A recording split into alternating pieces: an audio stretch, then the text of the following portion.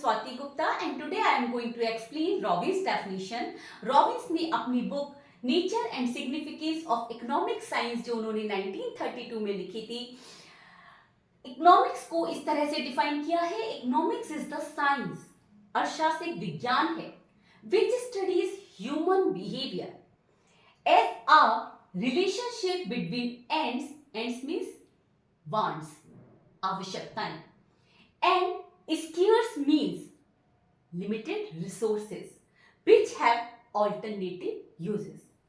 अर्थशास्त्र एक विज्ञान है जो असीमित आवश्यकताओं और सीमित संसाधनों जिनके वैकल्पिक उपयोग होते हैं के मध्य मानव व्यवहार का अध्ययन किया जाता है।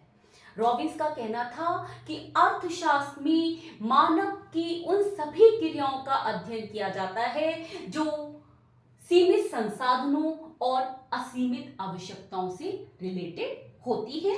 अब इनके फीचर्स देख लेते हैं। फर्स्ट है अनलिमिटेड वांट्स। रॉबिन्स का कहना था कि व्यक्ति की आवश्यकताएं असीमित होती हैं। जैसे ही एक आवश्यकता पूरी होती है दूसरी आवश्यकता शुरू हो जाती है, दूसरी पूरी होती है तीसरी आवश्यकता शुरू हो जाती है और आवश्यकताओं का यह साइकिल कंटिन्यूअसली चलता रहता है। आज आपके पास साइकिल है, आपकी इच्छा होती है मोटरसाइकिल खरीदने की। जैसी आपकी मोटरसाइकिल आ जाती है फिर थोड़े टाइम बाद आपकी इच्छा करने लगती है कि अब मेरे पास एक कार हो।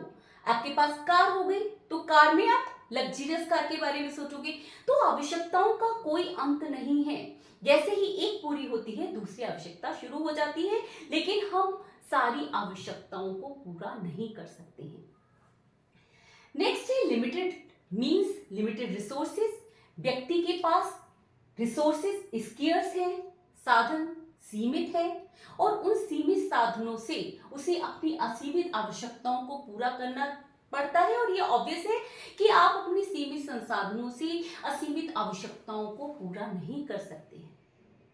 व्यक्ति को एक मंथ में लिमिटेड सैलरी मिलती है। उस लिमिटेड सैलरी से उसे अपने परिवार का खर्चा चलाना होता है, बेसिक नीड्स पर पूरा करना पड़ता है, साथ ही साथ बच्चों की स्कूल की फीस है, मेडिकल एक्सपेंसेस हैं, उन सब पर खर्चा करना पड़ता है। अब यदि व्यक्ति का मन करता है कि वो एक फैमिली ट्रिप पर चला जाए, यह उसकी एक आवश्यकता, एक इच्छा है, लेकिन उसके पास रिसोर्सेज लिमिटेड है, इनकम लिमिटेड है। अब उसी मंथ में यदि उसे अपने बच्चे की फीस भी जमा करनी है तो वो कौन सी आवश्यकता को चुनेगा? ऑब्वियस है वो पहले अपने बच्चे की स्कूल की फीस जमा करेगा, क्योंकि वो आवश्यकता उसके लिए ज्यादा महत्वपूर्ण रखती है और ट्रिप की आवश्यकता को वो पोस्टपोन कर देगा। नेक्स्ट है रिसोर्सेज है ऑल्टरनेटिव यूजेस। रिसोर्सेज के ऑल्टरनेटिव यूजेस होते हैं, संसाधनों के वैकल्पिक उपयोग होते हैं। यदि एक साधन का एक ही उपयोग होता तो कोई समस्या ही नहीं थी। यदि हम मनी से सिर्फ एक ही चीज खरीद सकते, सपोज खाने पर ही खर्चा करते, तो कोई प्रॉब्लम ही नहीं थी। लेकिन हम मनी का, पैसे का प्रयोग खाने का सामान खरीदने के लिए, कपड़े खरीदने के लिए, लग्जरियस आइटम खरीदने के लिए, बच्चों की फीस, इतने सारे कोई भी खर्चे हैं वो हमारे सब मनी से ही पूरे होते हैं। और हमारे पास मनी लिमिटेड है तो हम लिमिटेड मनी को सारी आवश्यकताओं पर पूरा नहीं कर सकते हैं। हम उन आवश्यकताओं पर पहले खर्च करेंगे जो हमारे लिए ज्यादा इंपॉर्टेंट होती है या जिन आवश्यकताओं को हम पोस्टपोन नहीं कर सकते हैं। दूसरा एग्जांपल, यदि हम लैंड की बात करते हैं तो एक लैंड पर बिल्डिंग भी बना सकते हो, फार्मिंग भी कर सकते हो, हॉस्पिटल भी बनाया जा सकता है, स्कूल्स भी बनाए जा सकते हैं, पार्क भी बनाए जा सकते हैं। मेरे पास एक लैंड है, लैंड सीमित है। यदि मैं उस पर फार्मिंग करती हूं तो मैं उस पर बिल्डिंग नहीं बना सकती। यदि मैं बिल्डिंग बनाती हूं तो फार्मिंग नहीं कर सकती हूं, क्योंकि मेरे पास लैंड लिमिटेड है। तो अब मैं अपने लैंड को किस आवश्यकता पर पूरा करूं जो मुझे मैक्सिमम सेटिस्फेक्शन दे। यदि मुझे फार्मिंग करने में ज्यादा सेटिस्फेक्शन, ज्यादा बेनिफिट मिल रहा है तो मैं अपनी लैंड को फार्मिंग के लिए यूज करूंगी और दूसरी आवश्यकताओं को नेग्लेक्ट करूंगी। नेक्स्ट है साइंस ऑफ चॉइस। रॉबिन्स का कहना था साधन सीमित है, स्केर्सिटी है, जिसकी वजह से चॉइस की प्रॉब्लम एराइज होती है। यदि संसाधन असीमित होते, हमारे पास अनलिमिटेड मनी होता, हम सारी आवश्यकताओं पर खर्चा कर सकते, जितनी भी आवश्यकताएं हैं उतना ही हमारे पास पैसा है, तो कोई प्रॉब्लम ही नहीं थी। लेकिन मनी लिमिटेड, रिसोर्सेज लिमिटेड है, तो हमें उनको अपनी आवश्यकताओं पर किस तरह से खर्च करें कि हमें मैक्सिमम सेटिस्फेक्शन मिले, तो उसके लिए उन्हें आवश्यकताओं के मध्य चुनाव करना पड़ता है, चॉइस करनी पड़ती है, कौन सी आवश्यकता उसके लिए ज्यादा प्रायोरिटी पर है और कौन सी आवश्यकता उसके लिए कम प्रायोरिटी पर है। तो ज्यादा प्रायोरिटी की आवश्यकता को वो चूज करेगा और उन पर अपने लिमिटेड रिसोर्सेज को पहले खर्च करेगा। Now why Robbins definition is superior to the earlier definitions. इससे पहले मार्शल की डेफिनेशन थी, एडम स्मिथ की डेफिनेशन थी। इन डेफिनेशंस के कंपैरिजन में रॉबिन्स की डेफिनेशन क्यों सुपीरियर है? फर्स्ट है more scientific and analytical. Robins की डेफिनेशन साइंटिफिक है। रॉबिन्स ने अर्थशास्त्र को एक विज्ञान ही बताया है, इकोनॉमिक्स इज द साइंस। क्योंकि रॉबिन्स ने मानवीय क्रियाओं को डिवाइड नहीं किया है, जैसे एडम स्मिथ ने इकोनॉमिक एंड नॉन इकोनॉमिक में डिवाइड कर दिया था, और उन्होंने कहा था कि अर्थशास्त्र में केवल इकोनॉमिक एक्टिविटीज का ही अध्ययन किया जाता है। मार्शल ने material goods and non material goods में डिवाइड कर दिया था, और उन्होंने कहा कि उन मटेरियल गुड्स को, उन भौतिक वस्तुओं को जो मानव समाज कल्याण से रिलेटेड होती हैं, केवल उन क्रियाओं को हम अर्थशास्त्र में अध्ययन करते हैं। रॉबिन्स के अनुसार अर्थशास्त्र में मनुष्य की उन सभी क्रियाओं का अध्ययन किया जाता है जो स्केर्सिटी से रिलेटेड होती है, सीमित संसाधनों और असीमित आवश्यकताओं से रिलेटेड होती है। नेक्स्ट है यूनिवर्सैलिटी। रॉबिन्स की परिभाषा यूनिवर्सल है क्योंकि ये प्लांट, अनप्लांट, लार्ज, स्मॉल हर तरह की सोसाइटी में एप्लीकेबल होती है। नेक्स्ट है स्कोप इज वाइड। रॉबिन्स की डेफिनेशन का स्कोप वाइड है क्योंकि इसमें मनुष्य की सभी क्रियाओं का अध्ययन किया जाता है, चाहे वो आर्थिक क्रिया हो या अनार्थिक क्रिया हो, या मटेरियल गुड से रिलेटेड हो या नॉन मटेरियल गुड से रिलेटेड हो। उनका कहना था कि इसमें डॉक्टर्स की सर्विसेज, टीचर्स की सर्विसेज, इन सब का अध्ययन भी इकोनॉमिक्स में किया जाता है। नेक्स्ट है साइंस ऑफ चॉइस। ये तो मैं भी पहले ही बता के चुकी हूं कि रॉबिन्स ने अर्थशास्त्र को चुनाव का विज्ञान बताया है, क्योंकि जब व्यक्ति की आवश्यकताएं बहुत ज्यादा होती हैं तो वो प्रायोरिटी के बेस पर अपनी आवश्यकता को चूज करता है। इसी तरह यदि देश है तो गवर्नमेंट भी फिनेंस को इस तरह से खर्च करती है ताकि जो आवश्यकता देश के डेवलपमेंट के लिए ज्यादा जरूरी है उन पर पहले खर्चा किया जाता है और दूसरी आवश्यकताओं पर बाद में खर्चा किया जाता है। क्रिटिसिज्म। रॉबिन्स की परिभाषा को भी क्रिटिसाइज किया गया है। His definition is also related with welfare. Robins ने मार्शल की परिभाषा को वेलफेयर के बेस पर क्रिटिसाइज किया था। उन्होंने कहा था कि मार्शल ने अपनी परिभाषा में वेलफेयर पर आवश्यकता से अधिक जोर दिया है, लेकिन कहीं ना कहीं रॉबिन्स की डेफिनेशन भी वेलफेयर से रिलेटेड है, क्योंकि रॉबिन्स का कहना था कि व्यक्ति अपने सीमित संसाधनों को असीमित आवश्यकताओं पर इस तरह से खर्च करता है ताकि उसको मैक्सिमम सेटिस्फेक्शन मिल सके।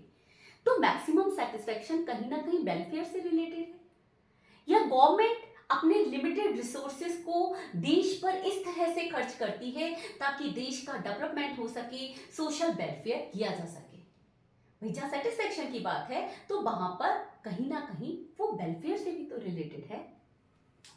Next, unnecessary widen the scope of economics. ये उनकी क्वालिटी में भी है, ये इसकी आलोचना भी की गई है।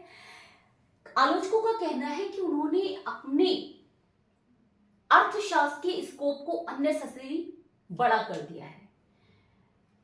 रॉबिन्स का क्या कहना था कि उसमें मानव व्यवहार की उन सभी क्रियाओं का अध्ययन किया जाता है जो डिसीजन मेकिंग में हेल्पफुल होती हैं।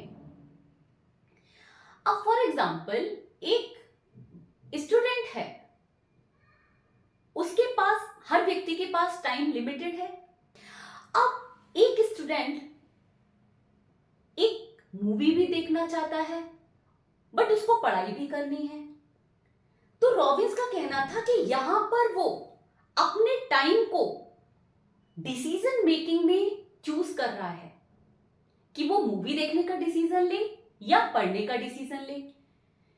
इसलिए इस एक्टिविटी को भी इकोनॉमिक्स में इंक्लूड करना चाहिए।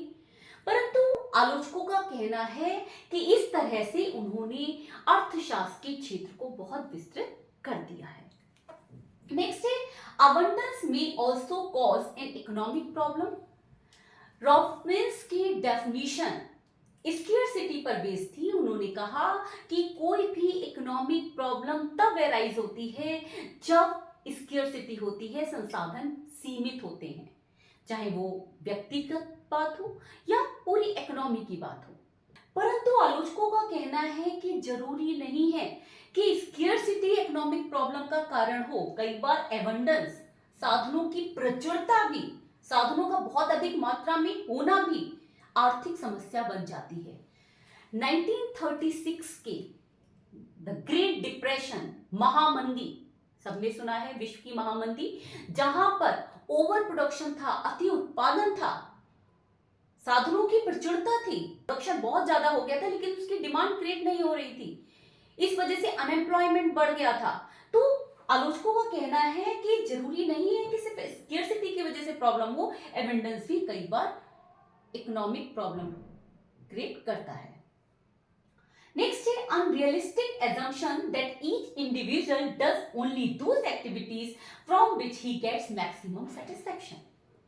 उनका कहना था कि व्यक्ति हर समय वही एक्टिविटी को करता है, अपने लिमिटेड रिसोर्सेज को उन एक्टिविटी पर खर्च करता है जो उनको मैक्सिमम सेटिस्फेक्शन देती है। बट जनरली हम सारी एक्टिविटीज इतना ज्यादा लॉजिकल सोच के नहीं करते हैं। हम मॉल गए हैं, मॉल में हमें कोई चीज पसंद आ गई तो हम उस समय ये नहीं सोचते ये चीज हमारे लिए मैक्सिमम सेटिस्फेक्शन देगी या नहीं, मुझे अपने पैसे इस पर खर्च करने चाहिए या नहीं। कई बार हम बिना सोचे समझे पैसे को खर्च कर देते हैं। या आप फूड कोर्ट गए हो तो फूड कोर्ट में एक चाट का स्टॉल भी है और चाइनीज फूड का स्टॉल भी है, तो आप ये कंपैरिजन नहीं करोगे वहां पर कि मुझे चाट से ज्यादा सेटिस्फेक्शन मिल रहा है या मुझे नूडल्स खाने से ज्यादा सेटिस्फेक्शन मिल रहा है। उस समय आपकी जो भी खाने की इच्छा होगी आप उस पर अपने पैसे खर्च कर देते हो। तो यह उनकी एक अनरियलिस्टिक एजम्पशन है, क्योंकि व्यक्ति हर बार इतना सोचकर कि किस एक्टिविटी से उसे ज्यादा सेटिस्फेक्शन मिलेगा यह सोचकर खर्चा नहीं करता है। No solution to the problem of underdeveloped countries। Robins की डेफिनेशन अल्प विकसित देशों की समस्या का कोई समाधान नहीं देती है। अल्प विकसित देशों की समस्या सीमित संसाधनों से संबंधित नहीं है, बल्कि अल्प विकसित देशों में संसाधनों का प्रॉपर यूज नहीं हो रहा है। रिसोर्सेस तो हैं बट उन रिसोर्सेस को प्रॉपरली यूज नहीं किया जा रहा है, कई रिसोर्सेस अनयूज्ड पड़े हुए हैं। इस समस्या पर रॉबिन्स की डेफिनेशन कोई ध्यान नहीं देती है। नेक्स्ट है, स्टैटिक इन नेचर। सैमुअल्सन का कहना था कि रॉबिन्स की डेफिनेशन स्टैटिक है क्योंकि इसमें सिर्फ प्रेजेंट पर फोकस किया गया है, फ्यूचर को नेग्लेक्ट किया गया है। सैमुअल्सन का कहना था कि हो सकता है संसाधन हमारे पास असीमित हैं, लेकिन इनोवेशन के द्वारा, इन्वेंशंस के द्वारा जब कॉन्टिन्यूअसली देश का डेवलपमेंट होगा, इकोनॉमी ग्रो करेगी, तो उस सिचुएशन में हो सकता है संसाधनों की जो स्केर्सिटी की समस्या है वो खत्म हो जाए। आज हमारे पास संसाधन कम है, हो सकता है हमारे पास कल संसाधन प्रचुर मात्रा में हो। तो इस तरह से उनकी जो डेफिनेशन भी वो स्टैटिक है क्योंकि उसमें फ्यूचर को नेग्लेक्ट किया गया है और फ्यूचर को नेग्लेक्ट करने के कारण उसमें इकोनॉमिक ग्रोथ और इकोनॉमिक डेवलपमेंट की बात नहीं कही गई है। होप सो आपको रॉबिन्स की डेफिनेशन समझ में आ गई होगी, और जो भी मैं आपको यहाँ पढ़ा रही हूँ उसके मैंने प्रॉपर ब्लॉग लिखे हुए हैं, जिसका लिंक मैंने डिस्क्रिप्शन बॉक्स में दिया हुआ है। See you in the next video, till then bye, take care.